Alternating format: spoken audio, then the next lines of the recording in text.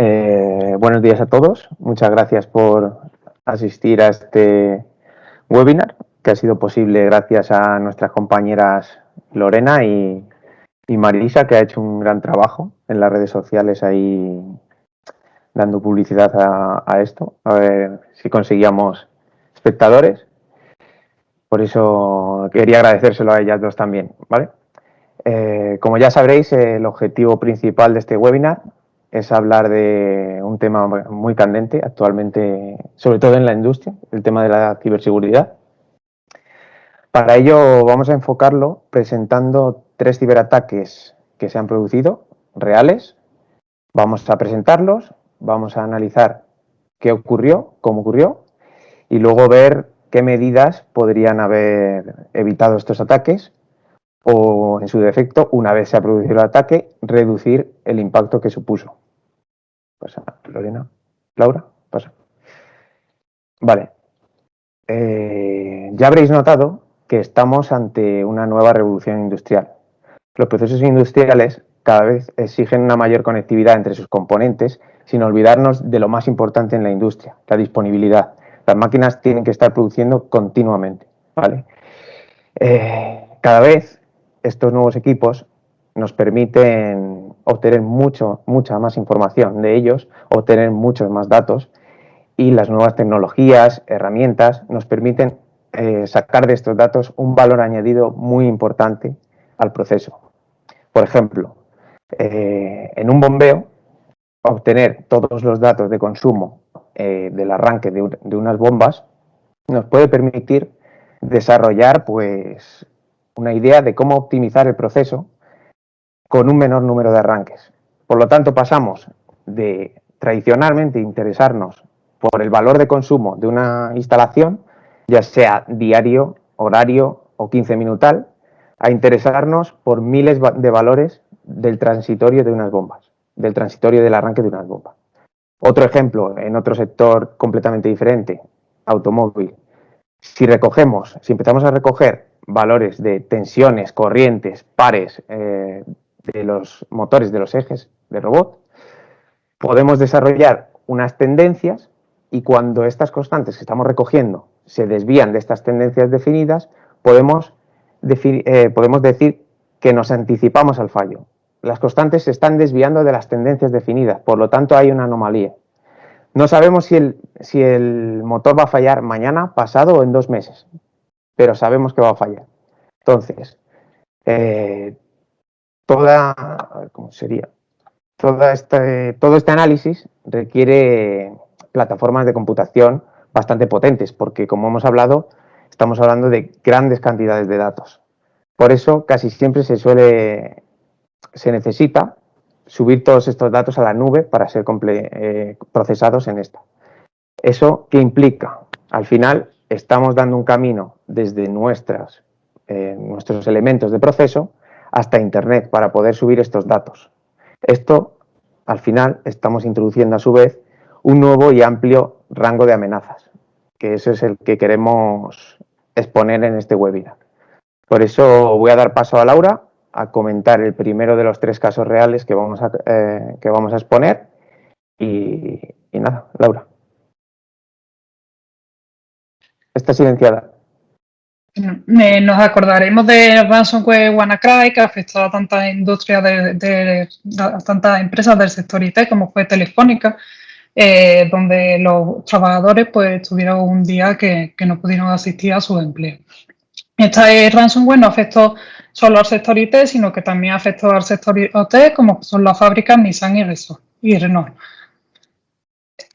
En la fábrica, Renault tuvo que cerrar varias fábricas en Francia y Nissan tuvo que cerrar algunas plantas también en Reino Unido. Las pérdidas económicas que supusieron, ahora mismo no lo sabemos exactamente, pero en el mundo se dice que el ransomware WannaCry supuso una pérdida económica de 4 billones de dólares. Fueron más de 230.000 ordenadores infectados en todo el mundo. Entonces, a ver, este ransomware WannaCry se dice que es un tipo de ransomware criptogusano porque se propaga a través de la máquina, aprovechando una vulnerabilidad del protocolo Samba Server Message Block, que fue conocida, se le puso el nombre de Ternalblue. La Agencia Nacional de Seguridad de los Estados Unidos tenía un exploit preparado para atacar esta vulnerabilidad. Y aunque 2 meses antes justo de que pasara este suceso habría salido la actualización en ordenadores Windows, que es lo que afecta a este protocolo Samba, que el protocolo Samba es para compartir archivos e impresoras en red local. Pues hay algunos ordenadores que no estaban actualizados y por eso supuso pues supuso esta infección. La infección inicial se produce con ingeniería social a través de un correo phishing que tendría un ejecutable. El ejecutable principal no suele tener la carga útil, o sea, la infección para pasar más desapercibido. Pero una vez que llega al ordenador, se inicia un servicio interno que ejecuta este proceso. Entonces, lo primero que se ejecuta es el exploit de Samba, que tiene una peculiaridad respecto a otros malware, porque este realizaba unas peticiones a un dominio que no existía. Si ese dominio hubiera existido, eran 3 dominios en concreto, separaría el proceso tanto del proceso de expansión como mediante el protocolo Samba, como el proceso de cifrado que realiza el ransom. El proceso de Samba que se ejecuta por el puerto 445 era tanto en red local como que hacía un escaneo masivo de IPs, quitando las IPs del mismo dominio, es decir, que creaba IPv4 aleatoriamente. Si salía con el prefijo 127 o 224, que era el mismo dominio de red, no las local, pero buscaba otras redes a las que tuviera acceso ese equipo y fuera vulnerable por el puerto 445 para propagarse. Por eso hubo tanta expansión de este virus en concreto. Una vez que se expandió exploit y no encontraba estos dominios, o sea, la petición no comunicaba con los dominios que he dicho anteriormente, se añadía en el kernel del Windows una puerta trasera llamada, bueno, se conoce como doble pulsar, bastante conocida. Y entonces tenía una modificación esta puerta trasera que en vez de ejecutar la carga que traía por defecto, pues ejecutaba el ransomware WannaCry, cifrando todos los archivos del equipo con una expansión .wncry. El WannaCry pedía un rescate en 3 días de $300, que se duplicaba a $600 si habían pasado esos 3 días. A los 7 días que no se había pagado el rescate, eliminaba todos los ficheros del ordenador, los que había cifrado. Y así actuaba este ransomware. Ahora mi compañero David va a explicar cómo se podría haber evitado. A ver, primero decir que hay muchas más medidas, pero hemos destacado estas 4. En los siguientes destacaremos otras. Como primera, gestión de parches. Tenemos que tener los sistemas operativos actualizados con la última versión y parches disponibles, porque mucha gente piensa que estos parches únicamente solucionan errores del propio sistema y en numerosas ocasiones también solucionan vulnerabilidades conocidas, ¿vale? Otra de las opciones que tenemos es disponer de un sistema de gestión de backups. ¿Qué nos aporta esto? Imaginemos, se infecta uno de los PCs, vemos que se ha infectado, vamos y nos aparece la pantallita que ha comentado Laura de o pagas o tus archivos no se van a descifrar. Pues si tenemos un buen sistema de copias de seguridad, cargaríamos la última copia disponible y se solucionaría el problema. Perderíamos los datos que se hayan introducido entre la última copia y la actual, pero el problema quedaría solucionado. Sistemas de copias de seguridad, pues tenemos Acronis, Version.dog y otras muchas más soluciones en el mercado. Luego, disponer de un buen diseño de red. Laura ha explicado cómo se propagó este virus informático.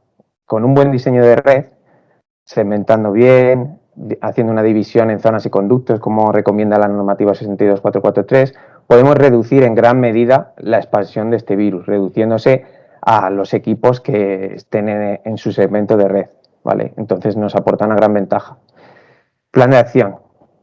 ¿Qué es un plan de acción? Al final es algo tan simple como qué hacer en caso de vernos afectados por esta amenaza.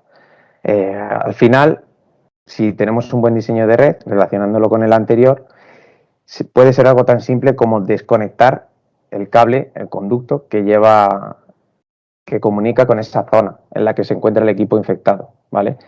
Y no destacar también en este punto que no vale con tener un procedimiento almacenado en un SharePoint y que nadie lo conozca. Es recomendable simular este plan de acción de forma periódica para que todo el mundo sepa que ese plan de acción existe, que funciona y que sepan ejecutarlo si se diera el caso. Y ya os dejo a Laura con el siguiente de ellos, el siguiente ejemplo. A principios de este año hemos escuchado una noticia producida en una planta de tratamiento de agua en Florida y se cuenta que un ciberdelincuente entró en un sistema SCADA y modificó la cantidad de sosa cáustica suministrada, lo aumentó 111 veces la cantidad que debería ser. Oldmar es una población de 15.000 personas o un poco más que podría haber afectado. A ver. ¿Qué pasó? Pues bueno, este ciberdelincuente entró en un primer intento a las 8 de la mañana a través de un TeamViewer. Se dice que era una persona un poco curiosa, entonces inspeccionó los puertos y demás, pero no lo hizo de malas penas, o sea, no había hecho muchos ataques, no era un ciberdelincuente. Entonces, pues vio que ese puerto estaba abierto, se desconectó y volvió a realizar un segundo intento, esta vez a la 1:30, que duró un poco más, abrió el sistema SCADA, abrió el software del tratamiento de agua y cambió la consigna, que era 100 partes por millón, a 1.100 partes por millón. Un operario que estaba monitorizando el software vio perfectamente cómo se movía el ratón, se abrió este software y se cambió la consigna. Y antes de que se cambiara el valor suministrado al agua, pues pudo restaurar este valor.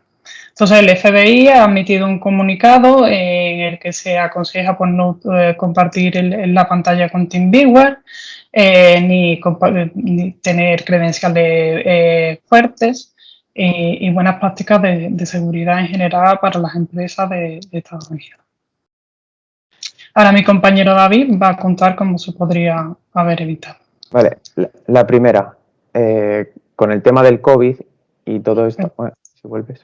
Con el tema del COVID, el acceso remoto ha cobrado mucha importancia. Es importante utilizar sistemas de gestión de VPNs con doble factor de autenticación, firewalls, limitación a las redes a las que se da acceso y no realizarlo tirando un cable al PC de la línea que le dé internet e instalando el típico TeamViewer. Eso jamás. Otra, limitaciones de software y hardware. ¿A qué me refiero con esto? No podemos permitir que el sistema de control lleve a cabo la ejecución de una consigna o de una orden ilógica.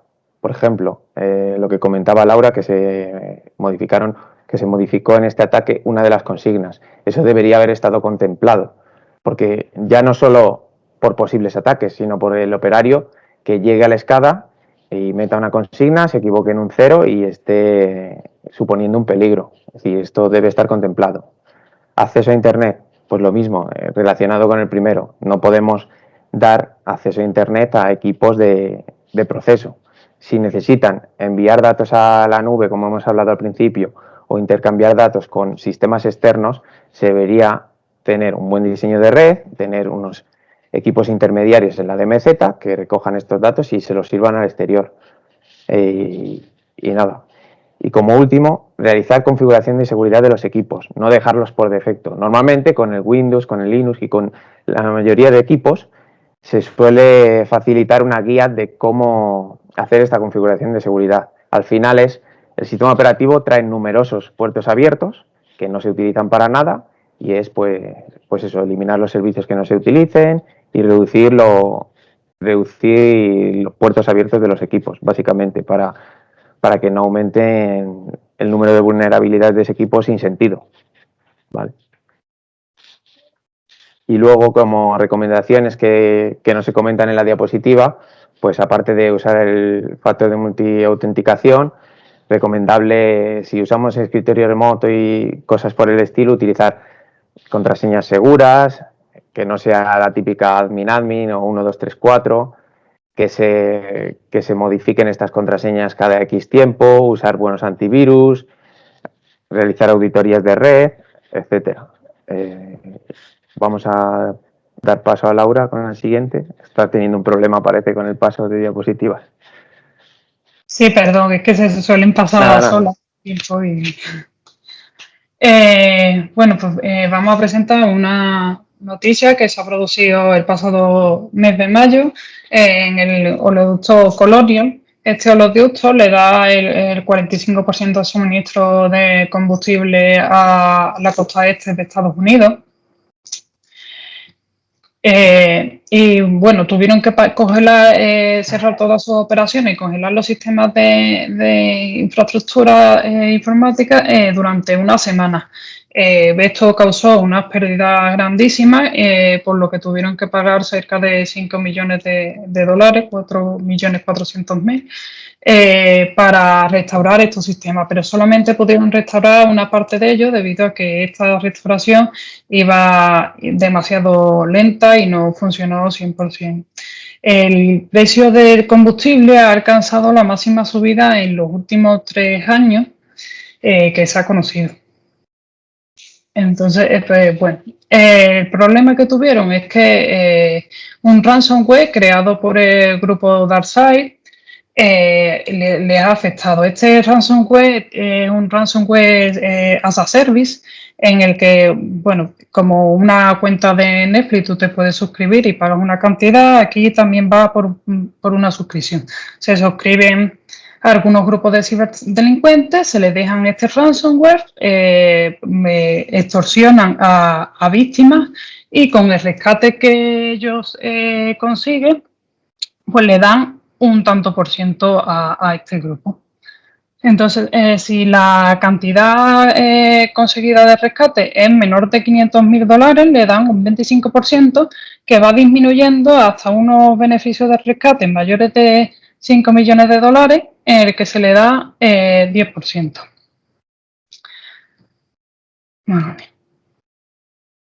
La empresa conocida como FireEye ha investigado sobre 5 grupos de distribución de este ransomware. Exactamente no se conoce qué le afectó a los oleoductos Colonial, pero de estos 5 grupos de distribución se piensa que son 3 a los cuales se ha analizado.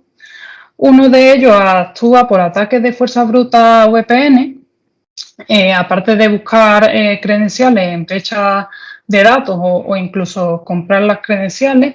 Otro de los grupos se ha visto que lo que hace es buscar una vulnerabilidad que tiene una VPN llamada SonicWall y deshabilita el múltiple factor de autenticación para poder penetrar en la red.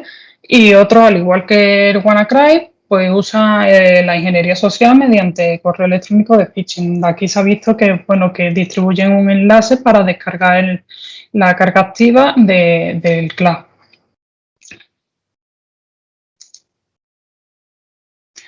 Los pasos que tienen, como hemos dicho antes, compromiso iniciado, bien se da por fuerza bruta o phishing o brecha de datos. Luego se añade una puerta trasera, que es la que metería en la red el ransomware de DarkSide. Para mantener la persistencia, una vez que eso ha invadido el equipo, o bien se abre una vía por la instalación de TeamViewer o buscan credenciales legítimas mediante reconocimiento interno de la red. Utilizan herramientas para escalar privilegios en la red a través de registros de gestión de contraseña y token en Windows y demás, para hacerse con el usuario que más privilegios tienen en el sistema. Para el movimiento lateral, que tampoco lo ofrece ransomware DarkSide, usan el protocolo Server Message Block que hemos visto anteriormente con el WannaCry, o otro protocolo que es el Remote Desktop Protocol, que bueno, el que se usa para el escritorio remoto de Windows. Con esto se extienden por la red local y aparte del ransomware descifrado que se produce con el DarkSide, también extorsionan a los clientes con la filtración de los datos robados y filtran esos datos, pasando unos días, si no se obtiene el rescate, los hacen públicos en repositorios. Entonces, pues, bueno, es un poquito más complejo que el WannaCry, y también las cantidades de rescate que se piden, que en WannaCry era de $300 a $600, que varían mucho porque se está pidiendo $100.000 a $2 millones por el rescate. Ahora mi compañero David va a contar cómo se podría haber evitado. Al final podríamos dar unas recomendaciones muy parecidas al primer caso, ya que se trata de un ransomware, igual que hemos explicado en el primero, pero bueno, hemos intentado poner otras. Antes hemos hablado de tener el sistema operativo actualizado, pero estos sistemas operativos también tienen una gran cantidad de software que sacan nuevas versiones y que en numerosas ocasiones solucionan problemas de seguridad, eliminan vulnerabilidades que crea el propio software. Usar siempre que sea posible el factor de multiautenticación, que ya lo hemos mencionado antes. Luego, utilizar filtros anti-phishing, que al final sí que hay que decir que por muy buenos filtros que tengas, siempre va a pasar algún correo. Por eso toma tanta importancia el siguiente punto, la concienciación. Todo el mundo debe saber que el riesgo existe, que esto está pasando a diario, que los correos de phishing llegan, al menos a mí y a mucha gente, nos llegan a diario, y debes ser conscientes de todo esto, ya sea a través de formación o muchas otras alternativas, pero debemos ser conscientes que esto existe. Y pasa a la siguiente, Laura. Luego, un poco como conclusión, hemos destacado estos 4 puntos. Se pasa sola.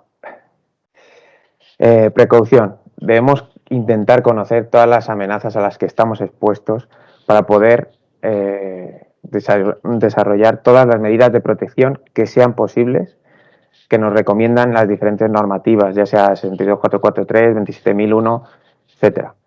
Planificación.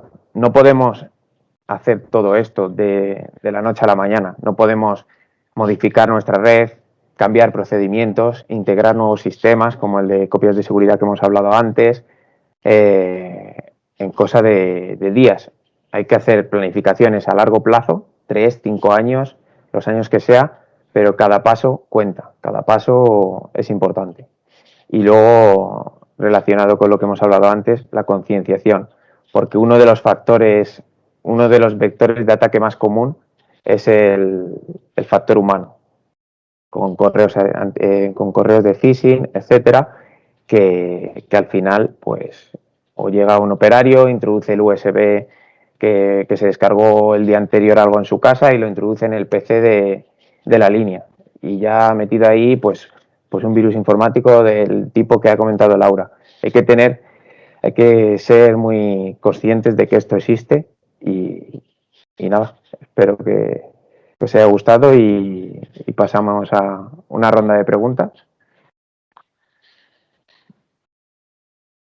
Podéis quitaros el silencio, creo.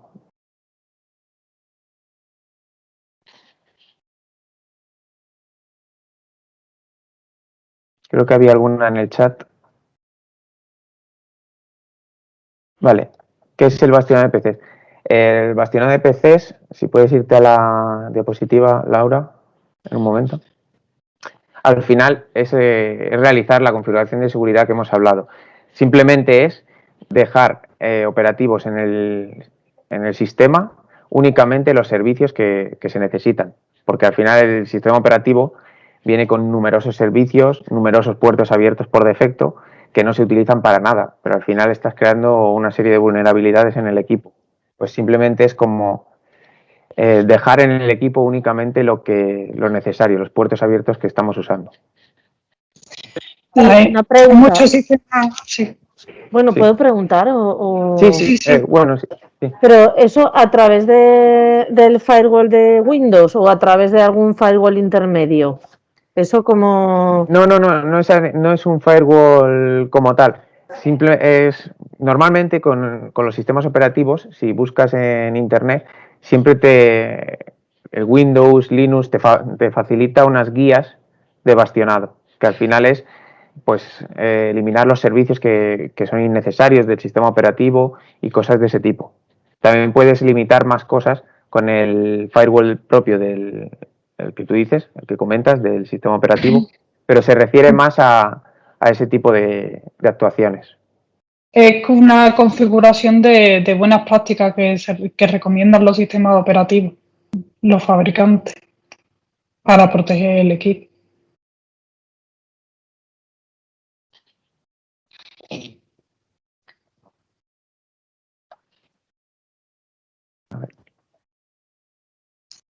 Vale, gracias. Disculpa. Sí. No sé si te hemos aclarado la pregunta, si tienes otra pregunta. No me ha quedado muy claro, la verdad, porque no entiendo yo, o sea... Sí, lo que te iba a comentar. Hay una guía de recomendaciones de configuración para mantener la seguridad y las buenas prácticas del sistema que las fábricas de los sistemas operativos, como Red Hat, CentOS, Ubuntu, la ponen a disposición de los usuarios para mantener buenas configuraciones, o sea, configuraciones seguras y recomendables. Y Eso Windows es lo que también. se llama bastionado de PC y Windows también. Vale, ¿y esa guía dónde la podemos encontrar en internet? Sí, en Vale. internet. Mira, Si buscas bastionado de Windows, no sé, David, puedes buscarlo. Sí, acabo de abrir una de Windows Server, por ejemplo, y se habla por ejemplo, deshabilitar la cuenta de usuario de administrador, deshabilitar la cuenta de invitado, deshabilitar NetBIOS, activar la firma de paquetes Samba como cliente. No sé, vienen un listado de recomendaciones y de guía de cómo llevarlas a cabo. ¿Podrías pasar el enlace por el chat para que también... Sí, aunque no sé si es muy... Aquí hay un ejemplo para que veáis tipo de cosas. Sí, es configuración genérica del sistema operativo, no a nivel de firewall, como comentabas.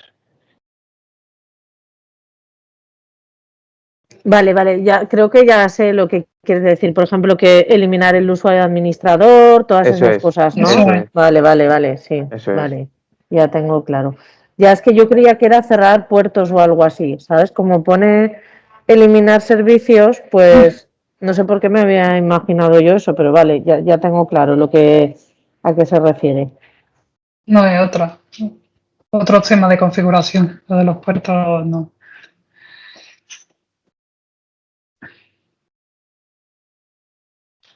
Vale.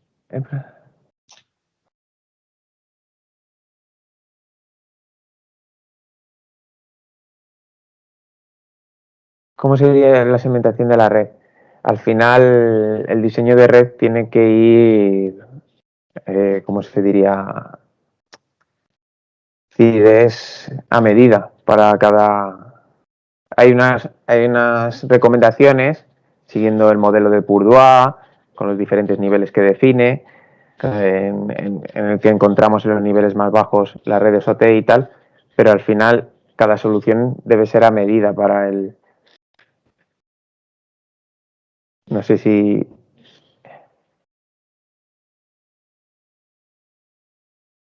Y con una buena segmentación, como hemos hablado, se podría haber reducido la expansión, sí. No sé si Laura... Segmentación os referís a poner de mesetas y separar redes entre ellas, ¿no? Eso es. La segmentación es separar las redes de forma de que si te entra un ataque o te infectan un sistema concreto, que no se expanda a más de esa red, o por lo menos que tenga medidas para que se evite esa expansión lo máximo posible, como pueden ser de meseta también. Eso es la normativa 62443, se llama zonas y conductos, y es como se hace la segmentación de la red.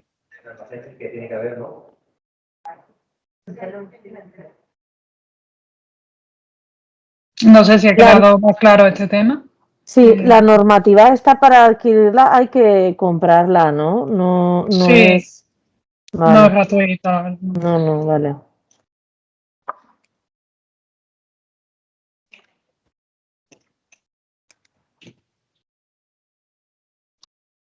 Perfecto. A ver.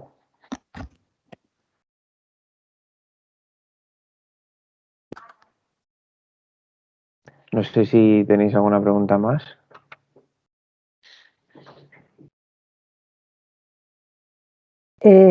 Yo por preguntar. Sí. Vale, entonces habéis recomendado utilizar la doble autenticación, ¿no? A través de VPN, que sería utilizar usuario y contraseña y luego, por ejemplo, a través de un SMS o algo así. Sí, hay de llamada, hay con algunas aplicaciones que te envían un código, hay de varios tipos. Aunque sí que es cierto que no todos los sistemas lo tienen.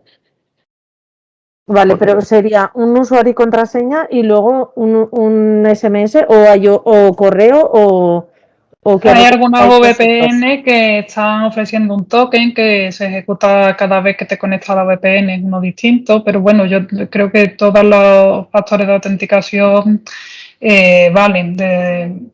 El del móvil a mí me parece también un factor válido. Ahora están también saliendo aplicaciones que te permiten obtener un PIN.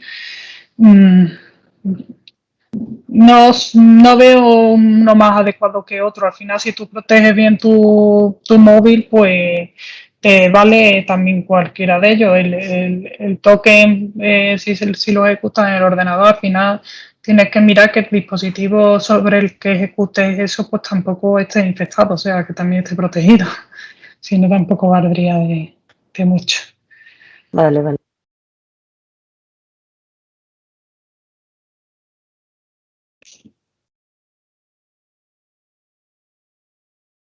Luego, en el tema de las copias de seguridad, se me ha olvidado mencionar que es recomendable no tenerlas en un equipo que se encuentre en la misma red que los equipos de los que estás haciendo las copias.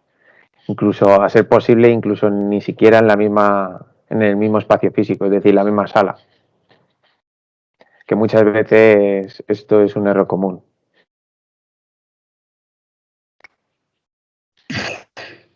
Sí, eso se dice que le ha pasado, por ejemplo, al CC, a VH también, que han perdido muchos de los equipos por mantenerlo en la misma red, los backups.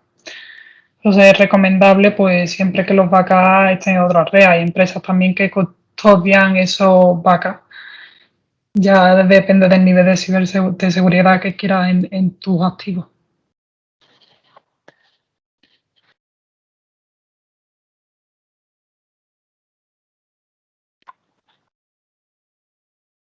Y no sé si tenéis alguna más o Rosa que ha estado activa.